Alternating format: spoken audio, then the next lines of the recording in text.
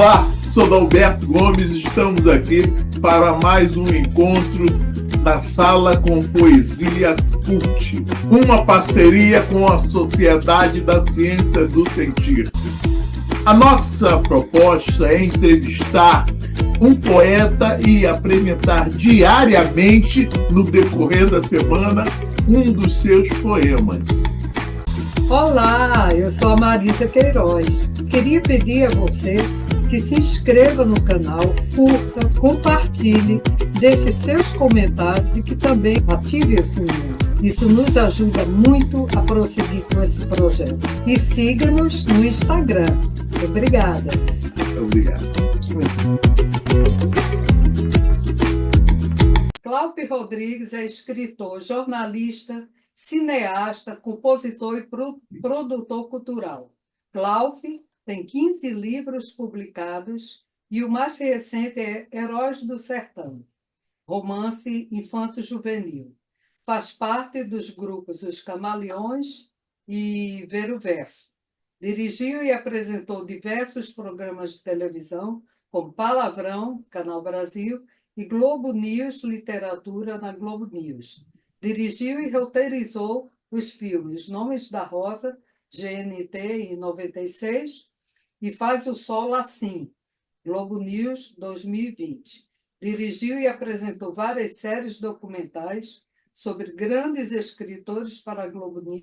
Recentemente, para cinema, os livros Calunga, de Jorge de Lima, e Cachorras, de sua própria autoria. E escreveu a peça de teatro O Ateu e o Místico. Bem-vindo, Cláudio. Bem-vindo, Cláudio, meu poeta maior, por favor. Vamos iniciar. Muito obrigado, Adalberto, Marisa. Grande prazer estar aqui com vocês para falar sobre poesia. Vamos lá. Obrigada. Nós estamos muito felizes com a sua presença aqui na Sala com Poesia Cult. Obrigado. Bom, a primeira pergunta que nós fazemos é: você com esse currículo todo, né, admirável, tudo mais, como é que você chegou até a poesia? O que foi que te inspirou a chegar aí? Tudo começou com a poesia, na verdade, né?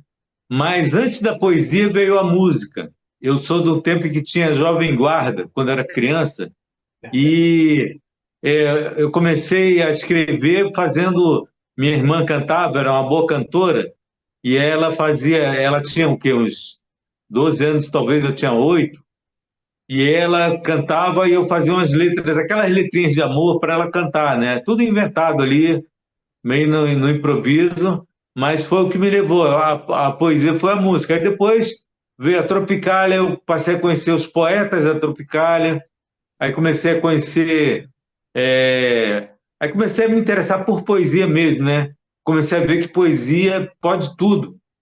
A partir daquele verso do Mayakovsky, que ele fala: farei uma blusa amarela com 3 metros de entardecer. Então eu imaginei que se você pode fazer uma blusa amarela com 3 metros de entardecer, você pode fazer qualquer coisa com a poesia. E acreditando nisso, eu me joguei de cabeça na poesia. Foi assim que começou. Show de bola! Você chegou já arrebentando já. Meu querido, Cláudio, quais foram as suas principais referências literárias na sua extensa vida, né? Como poeta, em si, né? Como escritor, e nessa sua vida televisiva também, literária também. Sim, quando eu comecei, na minha casa não tinha livros, né? Eu sou de uma família grande de nordestinos que vieram para o Rio de Janeiro, a gente morava em Duque de Caxias, e tinha no máximo uma Bíblia que ficava lá esquecida, mas eu lia tudo, qualquer coisa que me caía na mão eu lia. Até comecei a ler os livros, né, de Jorge Amado, Meu Pé de Laranja Lima, aquele livro Revolução dos Bichos, do José J.J. Veiga, um livro chamado As Minas a Mina do Tesouro, uma coisa assim, a Mina do Tesouro. E outros mais, né? Tibiquera, do Érico Veríssimo. Aí comecei a me interessar por Jorge Amado, então eu li quase toda a obra dele, sim. Pô, e especialmente o Capitães da Areia, né? Mas aí eu comecei a me interessar mais por poesia, e dentro dessa coisa da poesia, as minhas primeiras influências foram os modernistas, né? Oswald de Andrade, e o pessoal da Tropicália, Torquato Neto, o Alice Salomão também, que eu lia, o pessoal da poesia marginal, que é uma geração mais velha que eu comecei em 77 a me apresentar publicamente com poesia, e antes disso já havia vários grupos se apresentando aqui no Rio de Janeiro e no Brasil todo, né? E os poetas que mais me interessaram nesse início foram esses que eu falei aí, além de Walt Whitman e o Mayakovsky e o Jorge Lima posteriormente, né? Drummond também, Mário Quintana também, mas os três principais sempre foram Jorge Lima, Walt Whitman e Mayakovsky. Era meu tripé, assim.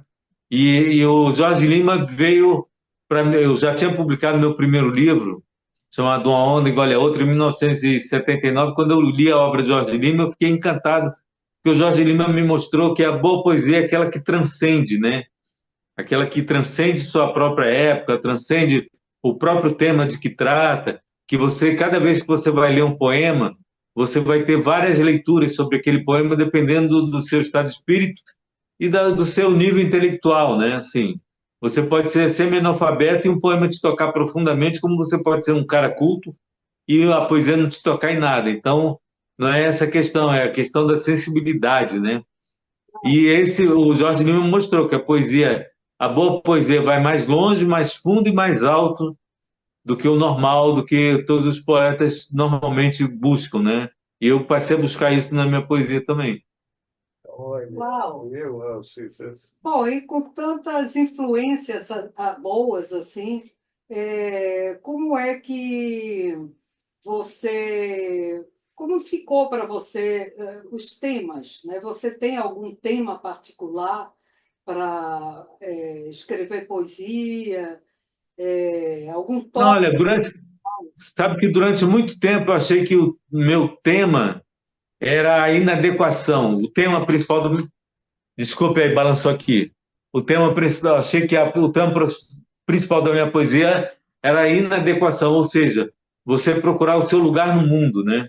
E durante um bom tempo, esse foi o tema da minha poesia mesmo, assim.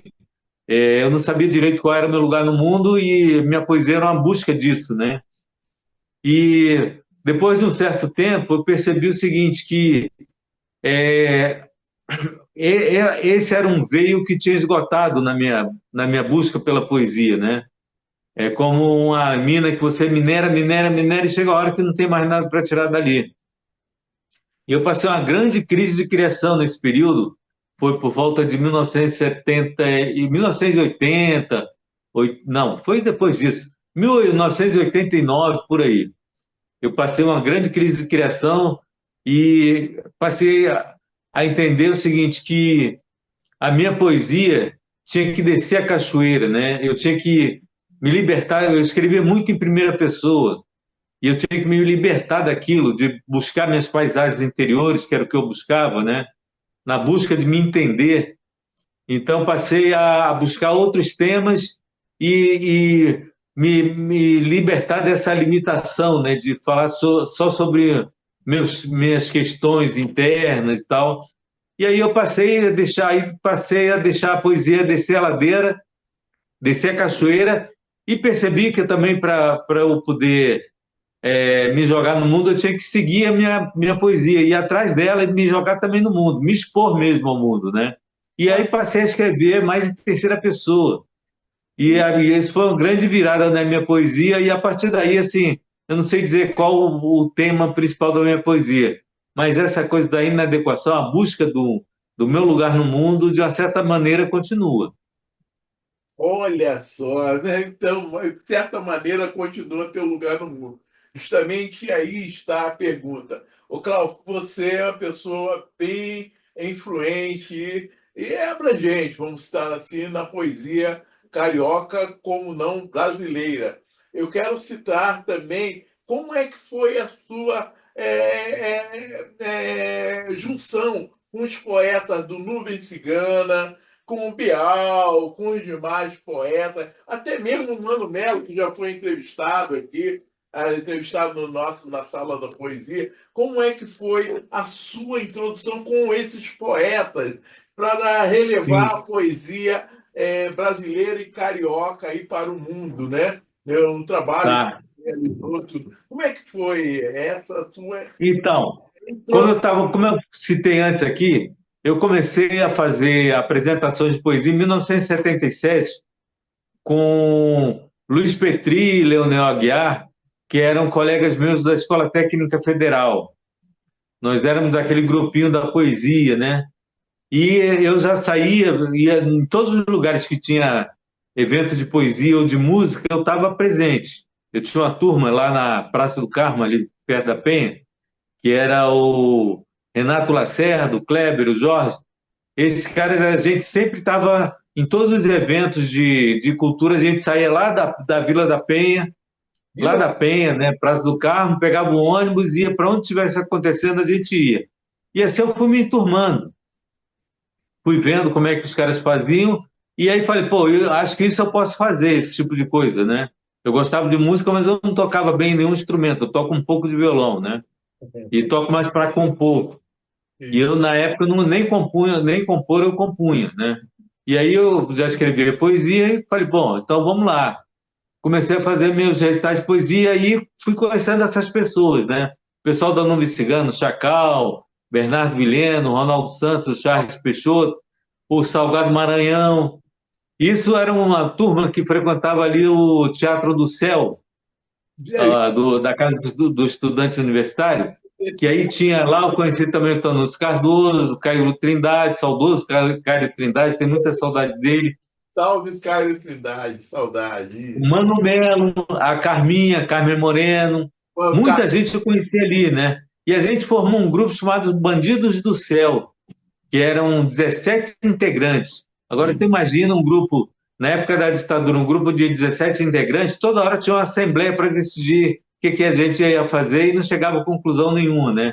Então, era a dificuldade de andar com um grupo, a gente conseguiu fazer um pôster que tinha um poema de cada um ali, e depois disso levou uns 6 meses, mais ou menos, aí teve um racha, aí esse grupo se dividiu em vários subgrupos, o Caio, por exemplo, foi fazer a poesia pornô, né? E É, eu, Tanucci e o Mano Melo, a gente foi fazer o Bazar dos Baratos, que era um grupo que juntava poesia, música, teatro, era um grupo de performance. Tinha o Eugênio Loreste também, o Renato Lacerda, e a gente começou a fazer as nossas apresentações como como Bazar dos Baratos. Teve uma certa relevância na época aqui no Rio de Janeiro, a gente chegou a ir a São Paulo gravar, fazer uma participação num evento do Sesc, que foi maravilhoso. A gente ficou no albergue, foi a primeira vez que eu saí do Rio de Janeiro a trabalho, né? Pegamos um ônibus, fomos para lá, para São Paulo, ficamos hospedados, acho que no Pacaembu tinha uns dormitórios lá, a gente ficou lá. E aí, depois disso, veio um grupo chamado Madame Suzy, que já era formado, era eu, o Renato, a Eugênia Loretti, né? O Tito Montenegro, que era outro poeta, e o Luiz Petri, que tinha sido meu companheiro do geral, aí ele fez parte também do Madame Suzy. Madame Suzy fez um sucesso meteórico, assim, porque a gente fazia abertura de shows tipo Dona Ivone Lara, isso no Circulador, né? Ângela Rorô, fizemos uma abertura para o show do Moreira da Silva. Era uma coisa escandalosa, assim, 2.000 pessoas, a gente fazia um número de 5 minutos, mais ou menos, e fazia um maior sucesso, o Madame Suzy. Daí o grupo de poesia virou uma banda de música, a gente passou a se apresentar com músicos também, mas chegou um momento que aquilo tudo foi se diluindo, e eu passei a perceber que aquilo não trazia mais nada para a poesia. A poesia virou uma coisa secundária naquele grupo, e aí o grupo acabou. Passaram 3 anos, de 81 a 84, mais ou menos. Em 84, eu, o Petri e o Pedro Bial, a gente resolveu fazer os Camaleões, que era um grupo de poesia que, na verdade, a gente se considerava um trio. Era uma época de muito baixa uma baixa muito grande da poesia, porque com o fim da ditadura, a poesia que era feita nos anos 70 meio que perdeu sentido, aquela poesia de protesto, aquela coisa toda, perdeu sentido. A gente tinha que fazer alguma coisa diferente, né? E foi assim, um marasmo muito grande durante 3 anos. Quando a gente veio com os Camalhões, foi um sucesso estrondoso por causa disso, porque estava um recesso muito grande. Então, quando a gente veio lendo poesia, aquilo era novidade. E a gente já não queria fazer performance, a gente queria fazer leituras de poesia para valorizar a poesia, porque na minha experiência com Madame Suzy, a poesia tinha acabado ficando meio para trás, né? E a música ficou muito na frente.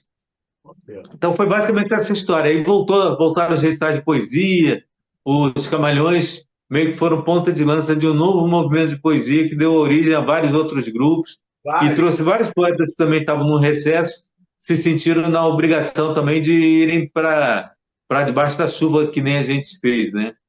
E aí, com o Mano Mello, a gente montou um outro grupo, já em 1999, que era eu, ele, o Pedro Bial e a Alexandra Maia. Era um grupo chamado Ver o Verso, em que a gente sempre convidava atores para falarem poesia também, que a grande intenção do Ver o Verso era atrair um público novo para a poesia. E a gente conseguiu. Sempre tinha 300 pessoas nos recitais da gente, e graças à boa vontade e generosidade dos atores que a gente convidava, tipo a Dira Paz, Cássia Kiss, Camila Pitanga, Antônio Calone, muitos outros, né? Muita gente participou, e poetas também participavam, tipo Ferreira Goulart e outros mais. A gente conseguiu atrair começar um novo movimento de poesia, e vários outros grupos estavam surgindo na mesma época, então foi uma coisa maravilhosa. Maravilhoso. Maravilhoso. E justamente esse evento ocorria, né, lá no Planetário da Gávea, né? Isso, era um restaurante chamado 00. 00. Eu cheguei a participar de desse movimento oriundo lá do Zona Oeste, cheguei a participar.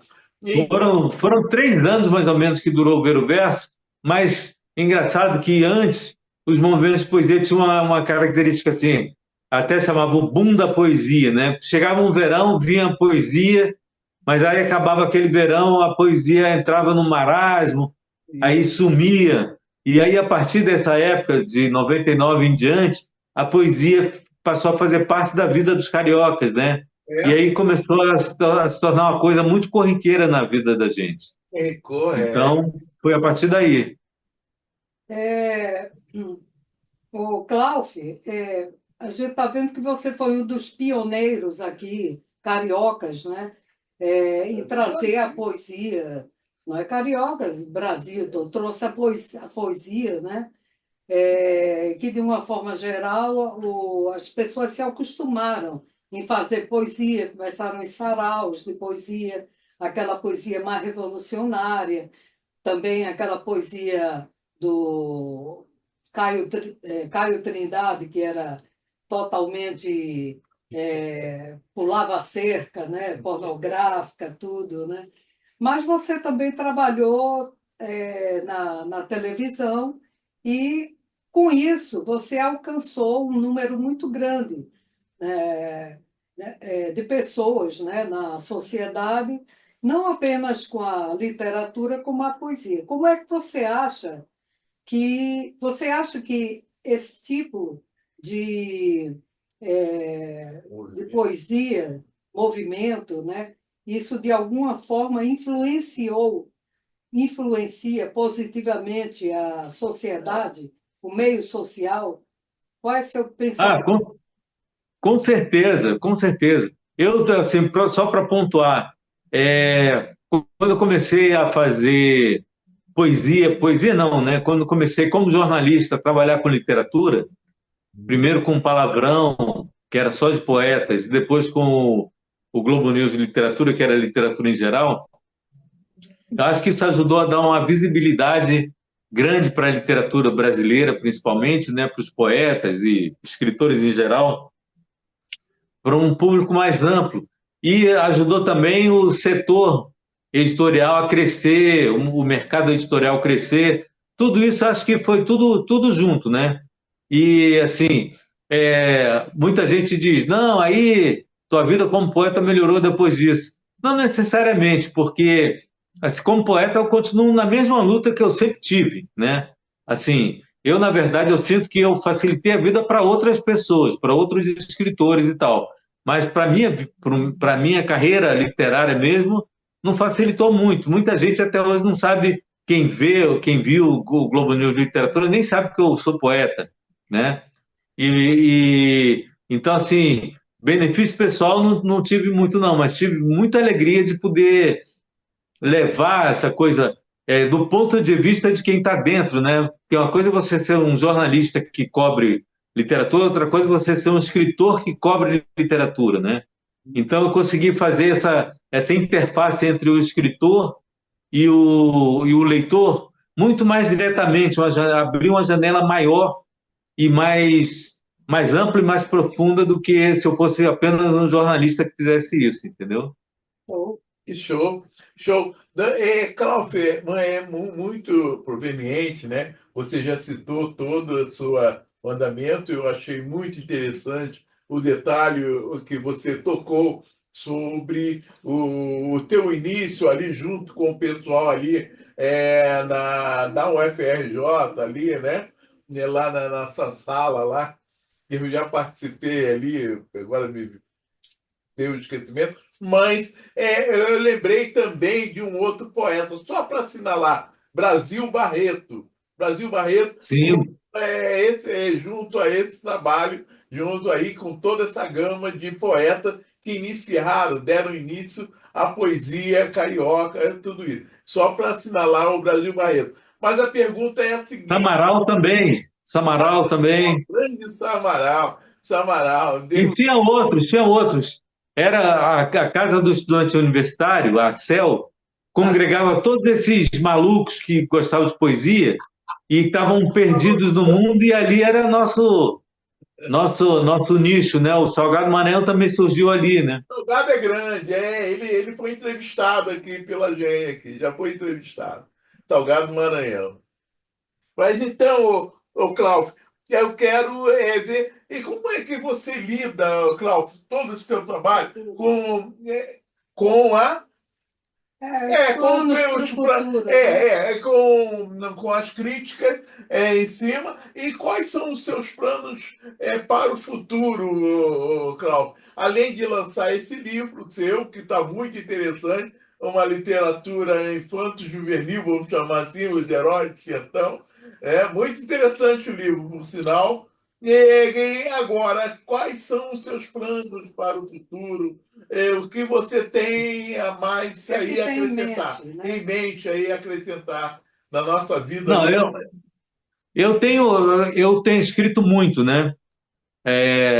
Vocês sabem que eu passei por uma operação bem delicada no ano passado, fiquei com os movimentos limitados do braço direito, então estou escrevendo só com o braço esquerdo, mas eu acho que talvez nunca tenha escrito tanto, né? Como agora eu tenho escrito. Depois que eu escrevi Os Heróis do Sertão, por exemplo, eu escrevi um livro de memórias da minha infância chamado Os Filhos de Inês, que eu conto muito as histórias do meu pai e da minha mãe, que são histórias incríveis, assim, da época da minha infância, né, e dos meus irmãos também. E eu estou com outros projetos aí de 2 filmes, o Cachorras e o Calunga.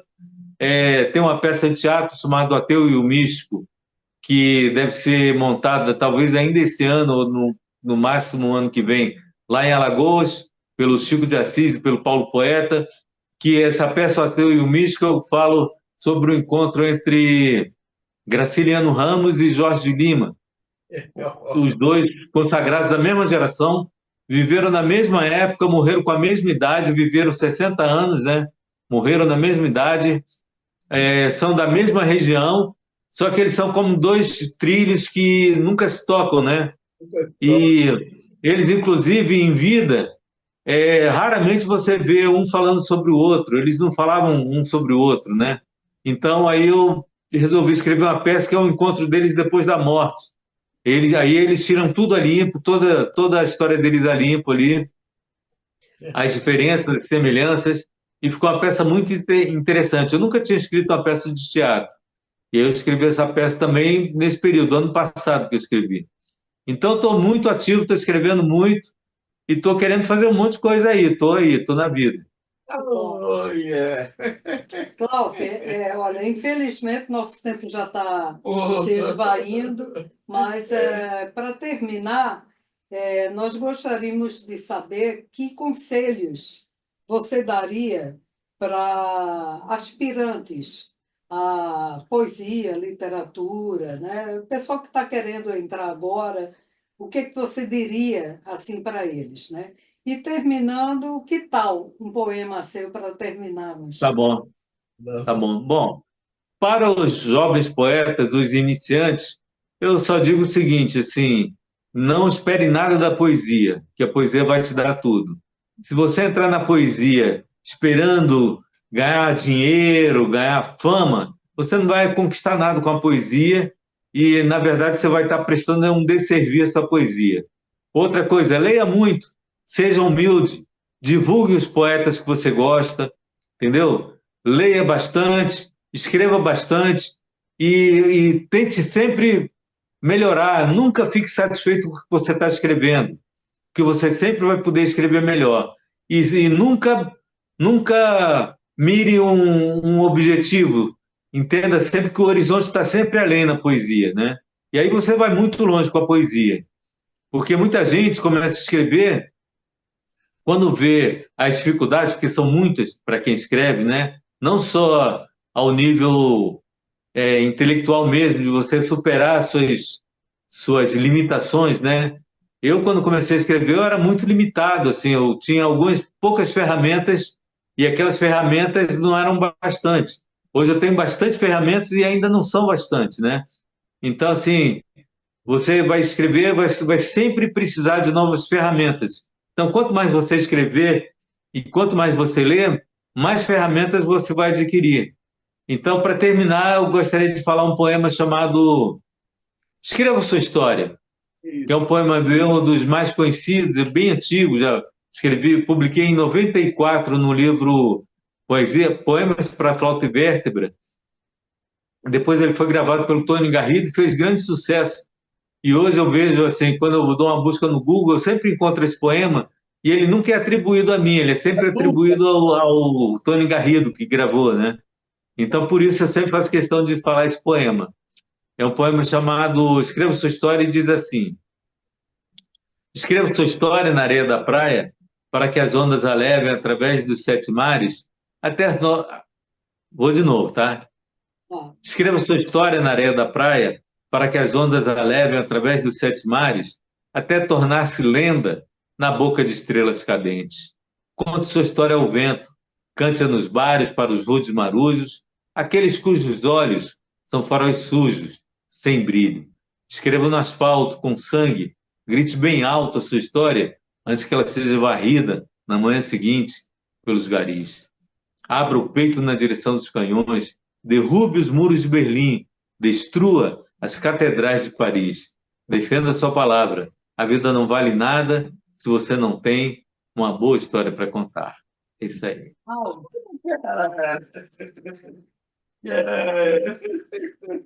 Cláudio, muito obrigada pela sua participação aqui na sala com Poesia Cult. Foi um prazer muito grande entrevistá-lo e avisamos ao público que ele vai estar conosco durante uma semana com um poema por dia. Isso. Certo, que beleza. Muito obrigado, Maria, Adalberto. Fico muito feliz de ter conversado aqui com vocês, ter podido falar um pouco sobre minha poesia e minha trajetória aqui. Valeu, foi um prazer muito grande, Cláudio. É um prazer muito grande a você, Cláudio, sua presença aqui Valeu. na sala com Poesia Cult, tá? Foi muito edificante, muito prazeroso a sua entrevista, viu? Mantendo a... Muito obrigado. Valeu, até a próxima.